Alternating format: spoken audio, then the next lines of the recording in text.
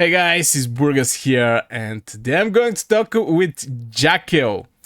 He's going to present himself. He's part from BTR, one of the oldest players there, from what I know. And today we're going to talk about our KvK, how the things are, the numbers, the activity. Yeah, Jackel, do you want to say a couple words about you from when you're in BTR? Yeah, awesome. Thank you for having me on. Appreciate the opportunity to have a discussion with you. I've been playing Call of Dragons myself since about March 2023, and I fought BTR in Season 1 at Pass 1, and then kind of slowly merged into they called it a Academy Alliance at the time, and then slowly worked my way up through LBTR, GBTR, and then into BTR over a season or two. I've also played on several different servers. I've played a bit on server 182 and server 287 as well. Whoa, hardworking guy, I can say. So, I'm going to start with the first question, and this is maybe the most important thing. Let's talk about the troops. I mean, we see alliances with 100 people inside, for example, and there is like two times. I remember back in the days against Echo, there was the small alliance, but they was having the most tier 5 there. Can you share a little information about the troops of each alliance? I think you have the data. Hope. Yeah, I'd be happy to pull that up. So, taking a look at the different alliances, what a lot of players will reference is the overall home kingdom size.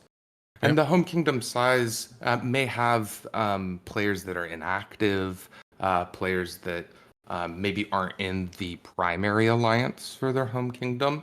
And so, what is often interesting to look at is the breakdown of the power within those main alliances, specifically the overall alliance power. Um, the players over 100 mil, the players over 70 mil, those over 50. So that's cumulative. Over 50 would include those over 70 or 100. And then the total home kingdom power. So when you look at these comparisons, what we have in blue, yellow, and red are kind of the tentative diplomatic arrangements for the season. The yellow one is looking to remain neutral, but most likely for zone 3 or the final zone, may team up with Team Red there to balance things out. So if you look at just the total HK power, 25 bill and 27 bill, 27 bill as well here, that looks a lot stronger than these two home kingdoms of 21 bill each. That- However, if you look at the players, for example, with over 50 mil power, so these are typically active players, they'll be involved in the fighting. They're just not farms that are helping with building, right? They actually have the most for each of their HKs. They're almost twice some of the other HKs, around 250, 50 mil play power, 50 million power players. Right. So the interesting thing here is that our project here, BTR, that jumped to server 99, we have 88 fighting players, but they're all above level 70 million power. Hmm. So while we're small, we don't have that the total number over 50 million is kind of small. We do have the most that are 100 million plus, right? Almost close there with A2A. So when you compare some of these numbers, I think the final ones indicated that the home kingdom, it looked like the blue group was larger by like 15 billion power for the home kingdom. But when you look at the T5 players, it's a difference of maybe 5 players between the two sides. So the Diplos, my understanding in the groups that they had, they really tried to figure out what may work to try to balance the sides. As when the sides are balanced, usually the content lasts the longest. Yeah. By the way, I hear something that there is already union. I mean, A to A with NN. They're against everybody, or this is just rumors. Do you know? Um, a little bit of each from what I've heard. My understanding is that they've been longtime allies for 2 to 3 seasons. They've fought LTS, I believe, in prior seasons, which is a very strong alliance that delayed registration so they could join the round one of Season of Strife alliance pools.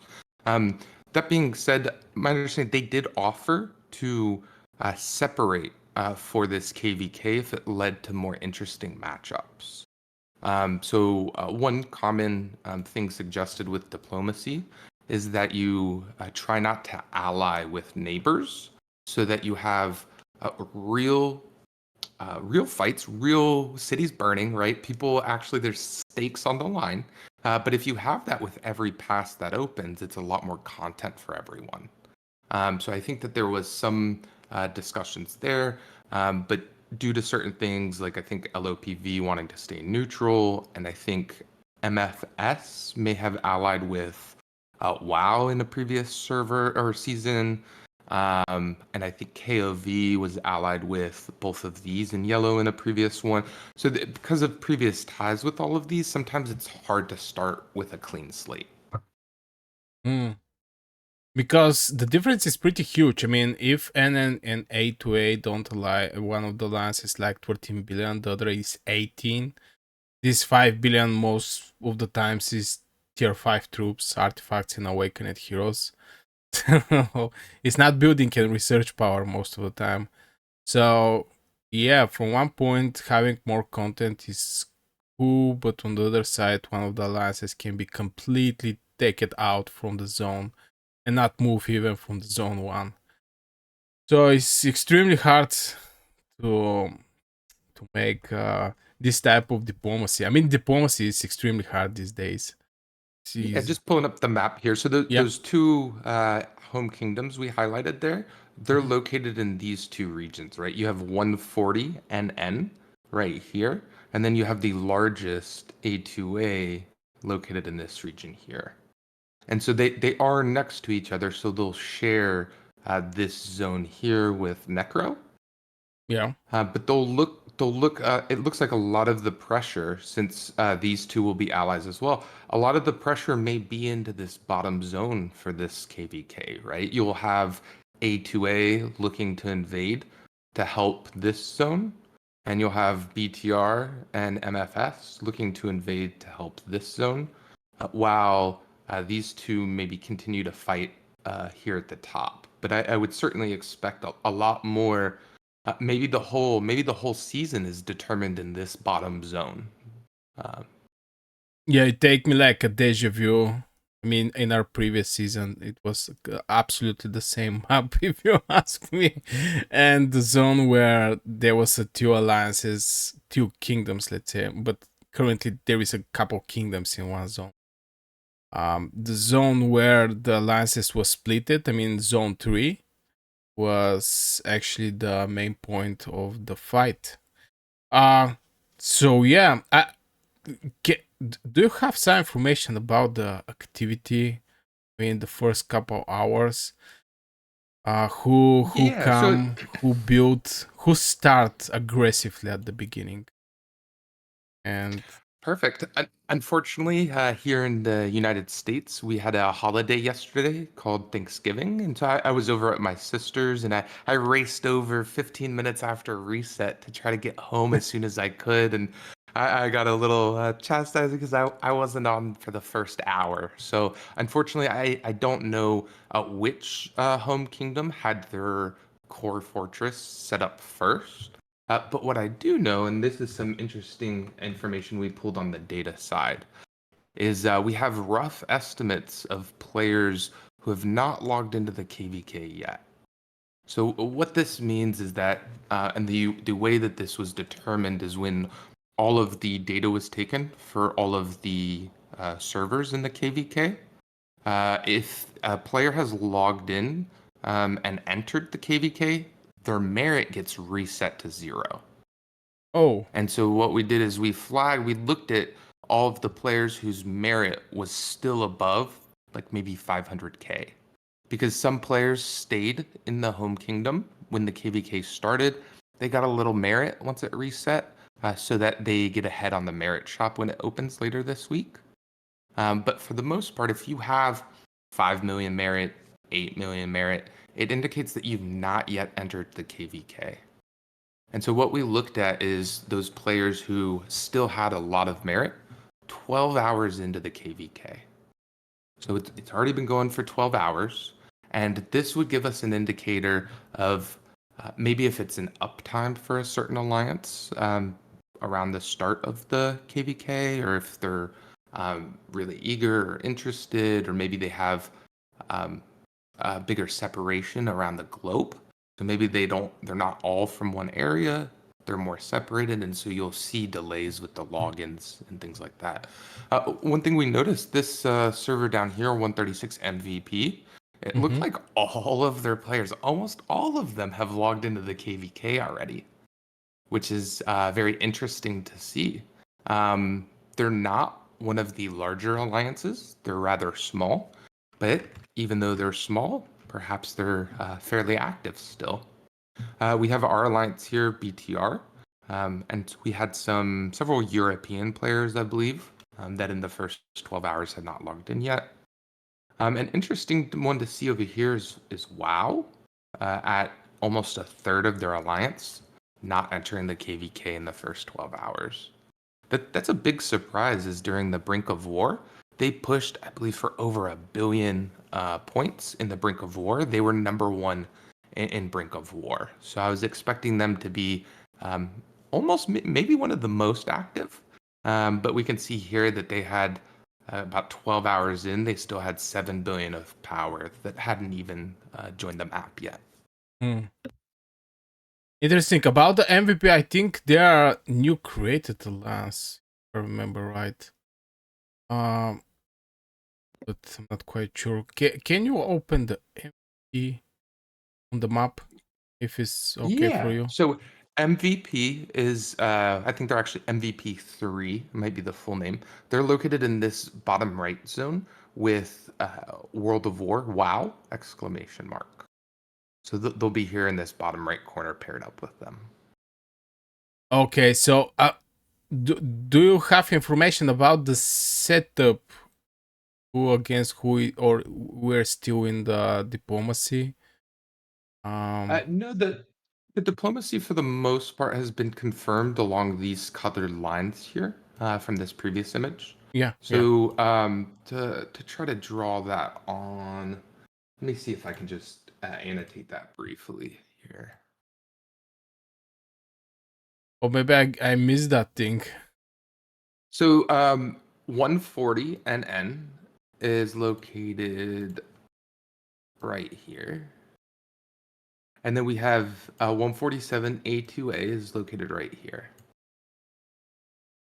And then we have 97 and 99, or sorry, 197 and 99 right here, along with 276 and 191. So this is the two main pieces. Yes, sir. I'll just go ahead and outline the zone 3 a little bit. Right. So for the most part, the zone 3's not going to be contested as much. So we may see some friendly fights. But currently, it looks like all of the pressure will be here on this bottom zone. Right, so we expect that the red tries to press a little bit this way, and most likely, I don't know, maybe NN wins this, so they can come into pass 5. The Thunder Rock. And so you may see a little bit of pressure there, but we expect most of the fighting to be down in this bottom zone because there's more there's more opportunity. You can have red come in to try to work with yellow to push blue. Maybe you keep these people locked in their starting zone. Yeah. And so then the goal of the season is for blue to try to race in to try to help them and unlock them. Right? So anytime you have like a storyline where you have to break through an enemy to save an ally, sometimes those are the funnest seasons.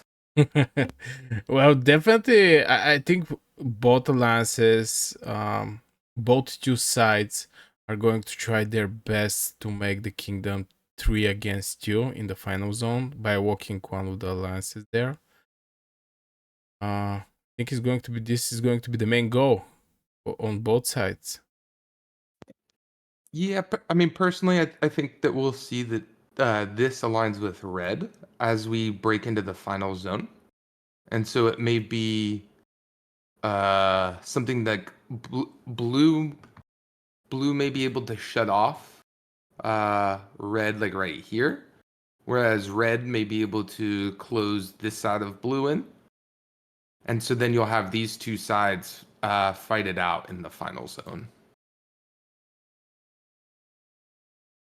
Interesting.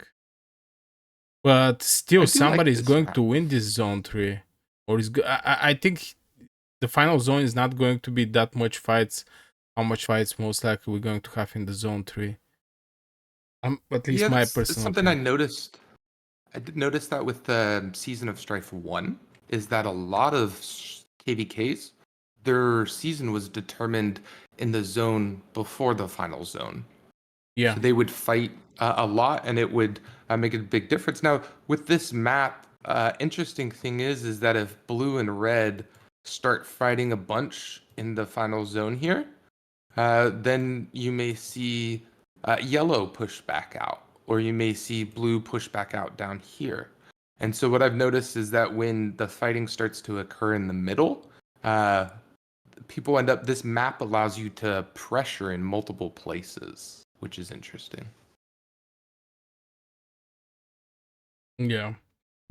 Definitely. I mean, they're not going to let the things like this. Now, the good, I'm not so sure how good thing is that, but the Dragon Plato is pretty big. It's not like in the previous seasons where there was just not that much territory, if I remember right. Look at this Dragon Plato, the Aurion.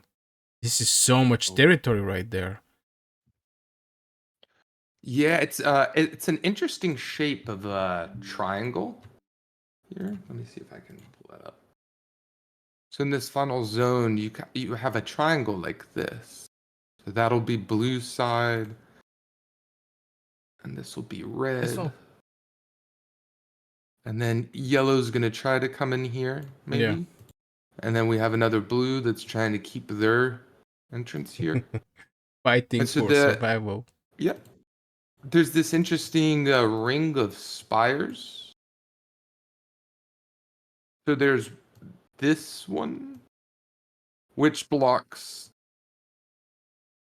either side from coming in. Sorry if these lines are a little bit off, right? But you have this one spire here. So this you end up getting a fight at, right? So you'll have each push like this, and then there's these spires on the outer ring. Maybe I do this in a slightly Yeah, different they're color. more like to intercept in the and cutting out the for example, from the top two spires, you have to go and you can actually cut the red line entering zone. I mean, I already have played on this map, and that was a great idea, but nobody executed. I have seen a couple KVKs where an alliance gets shut out of Dragon, and then they grow and they push down the side, and then they get a disconnect. Yeah, And it being able to keep reviving the fights, keep trying from different sides. It's what brings part of the fun to these maps, and it makes the content last a lot longer. Previous seasons, it feels like you fight for like 3 days. Um, Season of so Strife true. 1, we had a 2 week long fight, 3 week long fight. It was amazing. 3 weeks, oh my god. Yeah. But yeah, it's extremely hard when some, maybe 2 or 3 alliances take the Dragon Plato. Those bastions can be a deal breaker. I mean, nobody can actually go in the Dragon Plato. So I think there's going to be extremely fast speed to the Dragon. But yeah, there can be a lot of wars. Yeah. How have you over the last season or two? How have you liked the Bastion? Do you think it was a good addition, or do you think they still need to adjust it? Adjusted, you mean by changing the bastion? How it Yeah. work? Do you like the way it currently works, or do you feel like it should be adjusted still? Well, I think now for these people may hate me, but I think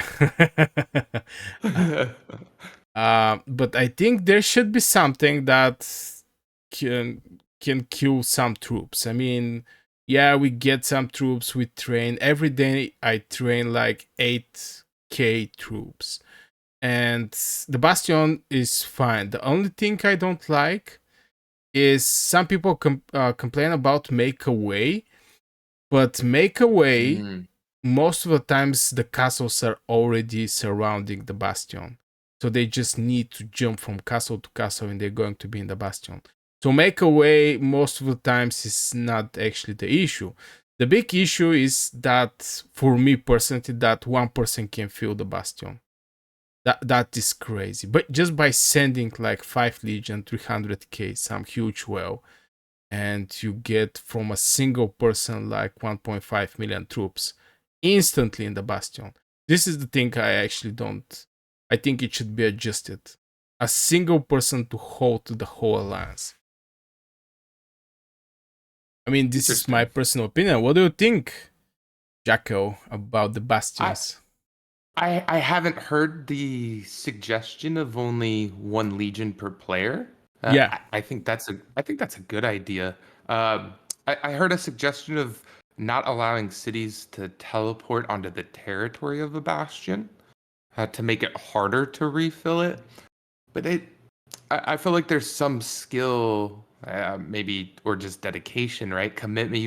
You got to have that crazy commitment to to try to charge at an enemy wave and blink over their troops and then quickly refill.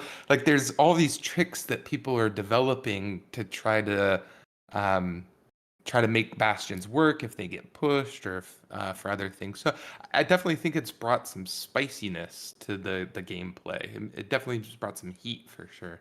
yeah. I really. I mean, I like the bastion. I think this is something new, and it's not only the gates or city rally. I mean, these days nobody. It's extremely rare to see somebody get burned. Only if he gets sleeped in the front lines. And the gates, the moment the gate go down, is the moment that this gate is finished. And there is a chance people to use a staff play to get the gate. We already see this thing multiple times. So even the gate is not something that can hold for long. And only Bastion left. But I see this practice, people are making like 5, 6, 7 alliances just because of the bastions there. And I'm like, oh my god, brother. Why? But yeah, Yeah, my opinion I think is the yeah, oh, sorry. The bastions as well as the you mentioned a staff teleport. Those two things I think have brought a whole different flavor and experience to the game. I'm really absolutely. good glad they tried to add them and they continued to tweak them. When you mentioned the staff bombs, it reminded me of a conversation I was having just this morning with someone where I was mentioning that last season we lucked out. We were rallying a pass for over 2 hours and we had gotten counter rallied. And right before they could refill, we hit someone with a magic bomb so that they could not refill the pass. And so you see these different things like blinks, magic bombs. Our allies had to staff teleport in to try to help as well. And bringing all these different mechanics to it definitely makes it a more interesting Absolutely. experience for sure. Absolutely. I mean, I really enjoy when the people are creative, the way they're going to play the game. It's not like just sending the troops and it's game over. Okay, Jacko, I have a final question for you, and this is, what do you think about this KvK, about the alliances? Have you ever faced some of these alliances? Have you have any experience against them? Because I personally I have no experience against any alliance on the map. Welcome to the club, brother. We're both in the round three for Season of Strife 2 together for the first time. So both you and me will see alliances, most likely that we've never seen before in our previous matchups or in our previous pools. And so it is a very fun KvK to be able to meet so many new faces, see so many new players that we've just never played with before. That being said, I did just migrate out. I've played on several servers, and I just migrated out of server 287, one of my characters, to BTR here for this project. And from 287, I played with several Brazilians, and it just so happens they're right across past two from us. They landed over here with 14 BS on server 191. So I have several friends there. One of them is an R4 named T-Home. He's a very wonderful person, amazing person to talk to. He's currently renamed to Mudkip here, but T-Home's a very, very great person. And so I'm fortunate that our diplomacy led to us possibly being paired up there, as well as KOV. So many of the Vietnamese players I played with on that other server, 287, a lot of them migrated to KOV. And then I have one friend that migrated to World of War. He was an R4 with me just 2 weeks ago on 287 as well. And then a lot of our enemies from last season, from GLR, they migrated to World of War. So it'll be interesting now that we're allied with them. I have not seen any of this alliance before, or this zone, 1 and LOPV. So they're new faces, and it will be fun to fight against them here in this pass one. We'll have some good fights here. And then across the map, we have A2A and NN. I do have a friend in A2A, actually two friends in A2A. No, don't Um, tell them. and so it'll be interesting to play with them and just see how things go and if they enjoyed the season. And I don't know anyone in NN. So I think out of all of these, I just the people who I know the least of or have the least friends in is maybe NN and this alliance over here, LOPV1. But everyone so far seems like really nice people. The world chat has been a lot of funny jokes, a lot of humorous things, and so it's been entertaining. And I think we're going to get a lot of good fights out of this KvK. A lot of these kingdoms are eager and ready to fight. In Brink of War, our kingdom placed eighth. So that means that hopefully there's seven other home kingdoms that are more excited about this than we are, and that'll make a very good Oh, season. come on, more excited from us. No, just don't have the numbers. Come on. Well, that's all to say. 80 having 88 players is very hard to push something like Brink of War. That is true. Um, but it's that old. So personally, I don't like matchups that are 100 T5 versus 100 T5. Oftentimes, they will stalemate, and it's just who's on for more time, right? I tend to like the fights that are um, higher power, maybe higher quality players versus higher numbers.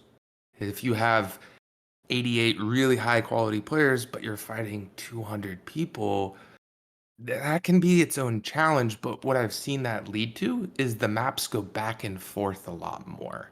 And you have towers destroyed, towers rebuilt, towers destroyed, towers rebuilt. Because there's times when you just won't have the power to fight against the numbers, and other times when the numbers just don't have the quality to fight against the higher power.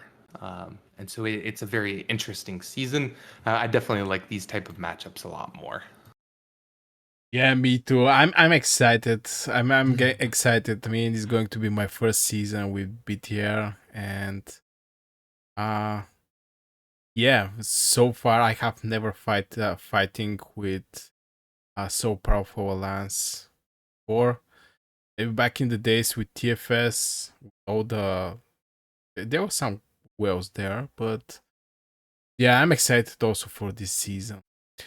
So uh I wanna I wanna thank you very much, Jackel, for joining me and just sharing some data about upcoming KvK, because those stuffs I don't have it.